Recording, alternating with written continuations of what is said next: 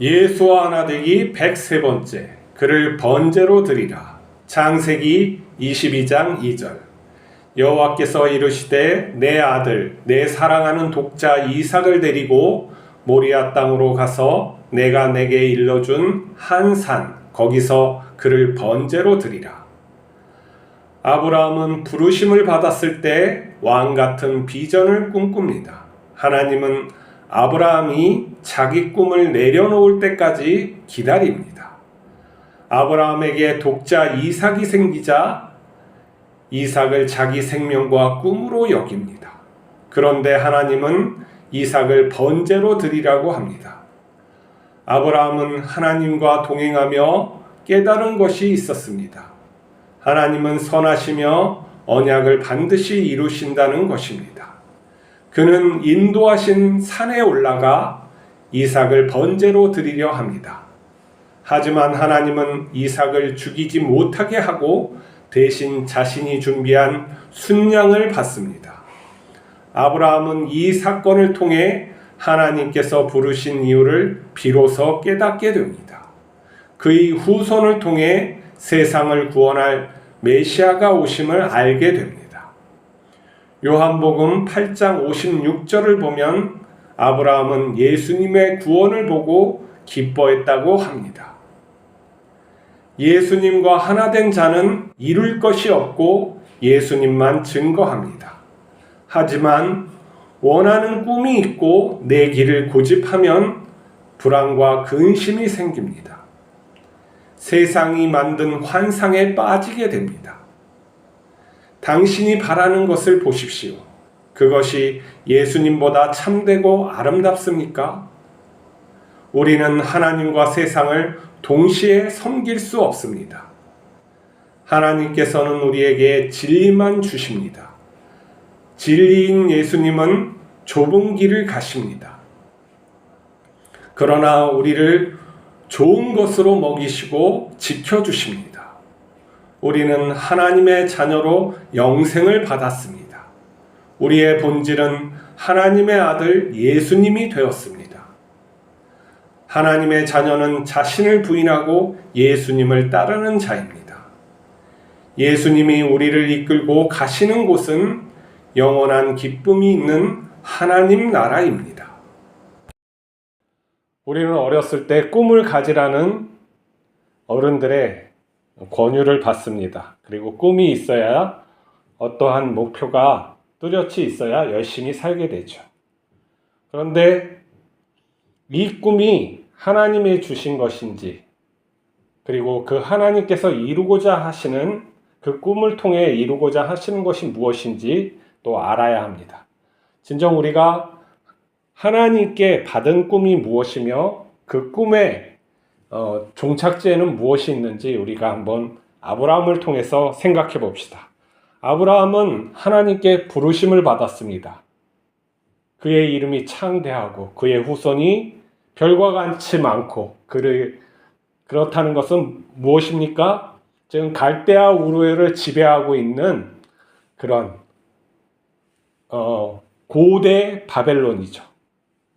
고대 바벨론, 그리고 수메르 제국, 이러한 것을 생상할 수가 있어요. 그러한 거대한 제국을 만들지 않을까, 이런 꿈을 꿀 수가 있는 것이죠. 아브라함은 그렇게 자기가 생각하는 꿈을 향해서 달려가는 거죠. 우리가 어떤 하나님의 말씀을 들을 때 하나님이 알려주시는, 참으로 무엇인가를 알려주시는 그 방법대로 깨닫지 못하고 내가 좋을 대로 설교를 듣죠. 내가 좋을 대로 성경을 읽습니다. 이건 무엇이 있을까요?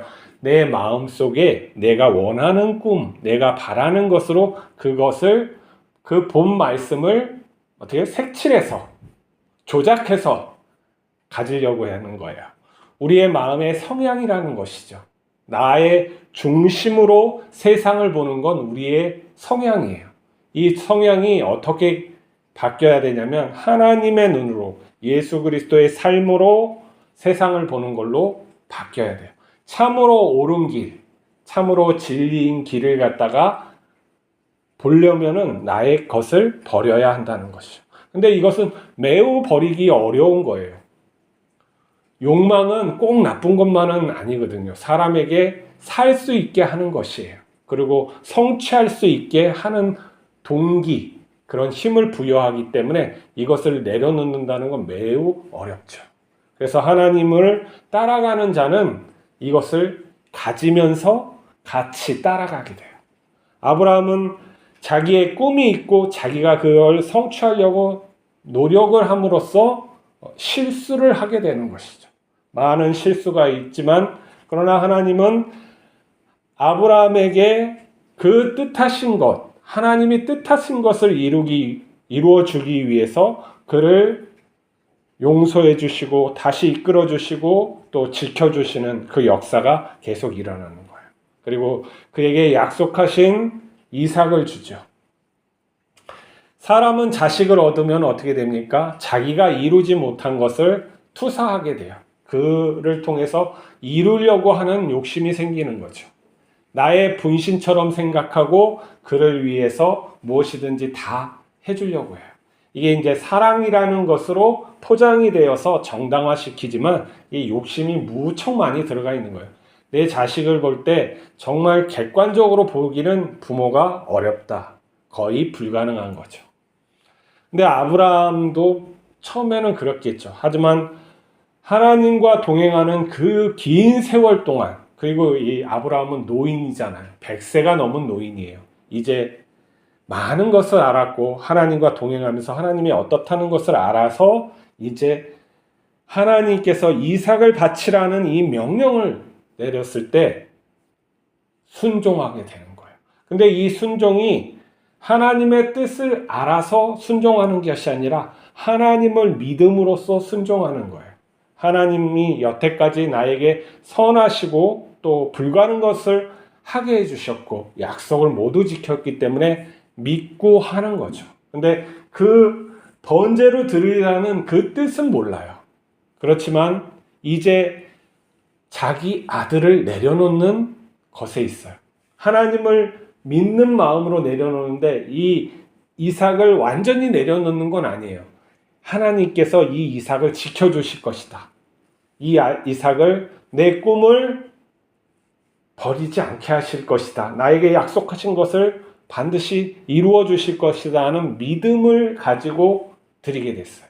이게 갈등이 있는 거예요. 하나님의 믿음과 내 자신을 포기하는 그 갈등이 있지만 결국에는 믿음이 이겨내서 이 번제를 드릴 마음이 결단이 내린 거죠. 그 결단을 하고 이삭을 잡으려 할 때 하나님은 그를 막으시고 예비해 놓으신 그 순양을 이삭 대신에 번제로 드리게 하셨어요. 이게 뭐냐면은 자기 자신을 내려놓았을 때 하나님의 예비하신 것이 나에게 옴을 이렇게 주신 거죠. 이 가장 귀한 것을 바쳤을 때 하나님의 가장 귀한 것이 들어오는 이 놀라운 진리를 깨닫게 된, 이 예수 그리스도의 진리를 깨달은 거예요. 아브라함이 환상 중에 예수님을 보셨는지 안 보셨는지 잘 모르겠어요. 하지만은 요한복음에는 예수님께서 그가 나를 보고 기뻐했다는 말씀이 있는 거예요. 깨달았다는 거죠. 내 자식을 갖다가 잡아서 드시는 분이 아니구나 하는 것을 깨달았고 그 환상 중에 예비된 순양을 통해서 메시아의 오심을, 자신의 후손을 통해 세상을 구원할 메시아가 오심을 깨닫게 해주셨다는 것을 아브라함이 보고 기뻐했다는 거예요. 그러면서 그가 그 다음부터 이제 땅의 그러한 사람의 속성을 갖다가 더 버리게 되고 진정 아들을 이제 그러한 것으로 하나님의 뜻대로 키우기 위해서 결단하는 것을 볼 수가 있어요. 그래서 그 가나안 중에서 아내를 삼지 않고 자기 조상이 있던 곳 그 친척 중에서 또 아내를 삼으려고 했던 것이죠. 자, 우리의 믿음은 결국에는 어디까지 가야 되냐면 내 자신을 내려놓는 것까지 가야 돼요. 그 자식, 내 자신과 자식이 일반이에요. 내 생각일 뿐이에요. 그게 내 자신이기도 하고 내 자식이기도 하고 내 소유이기도 하고 다 그런 거죠. 나를 중심해서 세상을 보는 것을 내려놔야지 하나님의 창조하신 세계가 비로소 보이게 되는 것이죠. 우리가 내 자신을 욕망을 가지고 볼 때는 예수님의 길을 따를 수가 없어요. 그 길이 좋아 보이지 않거든요. 내가 돋보이고 싶은 마음이 있다는 건 정말 이게 하나님의 가는 길을 모르는 거죠. 예수님의 삶은 자신을 내어주는 삶, 우리에게 생명을 주기 위한 삶이에요. 그러면 우리는 그러한 삶을 살게끔 부르심을 받았다는 거예요.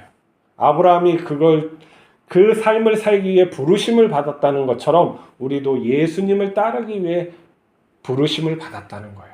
우리는 세례를 받을 때 결단하여 죽기로 작정하고 물속에 들어갔어요.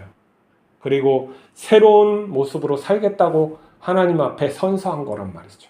그리고 성령을 받은 자는 예수님을 받은 자예요. 내 본질이 부인되고 이제 내 형상이 예수 그리스도의 형상이 되었음을 내가 비로소 안 자란 말이에요. 그러면 성령을 따라서 산다는 것은 무엇이냐면 예수님을 따라서 산다는 거고, 내 삶의 모든 결정이 하나님의 뜻대로 해서 산다는 거예요.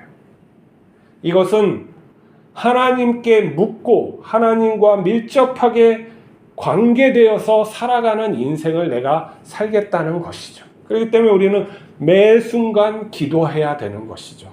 하나님과 그러한 삶을 살기 위해서, 예수님처럼 그 길을 가기 위해서 그렇게 살아야 되는 것이죠. 그 삶이 무엇이냐? 하나님 나라의 삶인 거예요.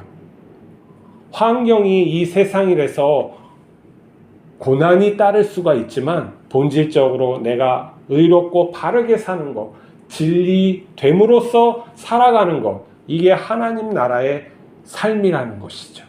하나님이 통치하시는 삶이에요. 자녀로서의 내 삶인 것이죠. 하나님께서 나에게 주신 곧 삶이에요. 가정이 나에게 주신 내 삶이고, 밖에서 일하는 공간이 나의 삶이고, 모든 것이 하나님의 일터인 것이죠. 하나님께서 우리에게 원하시는 것을 하면서 살아가면 되는 거예요.